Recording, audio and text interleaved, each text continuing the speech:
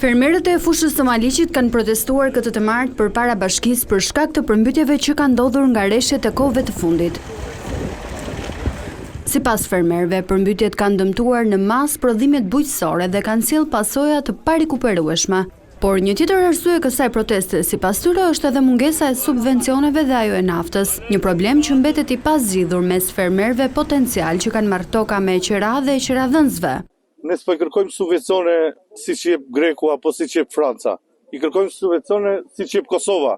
Në 80 hektar, Kosova domethënë jep 700 euro për hektar. Këto 13 vit ku ka vajtur këto subvencionime. Le të thotë ndonjëherë nga këta fermerë ka marrë ndonjëherë 1 lek, vetëm 1 lek. Dhe ne duam tash na subvencionojnë në shpërblim për demi që është bërë, sepse neve në tetor kemi bërë porositur fare. Nga rreshtet e muajit nëntor dhe janar, vetëm në fushën e Maliqit janë përmbytur 4000 hektar tokë. Bashkia në bashkëpunim me Drejtorinë për Bujqësinë kanë ngritur grupet e verifikimit të dëmeve për dëm shpërblimet.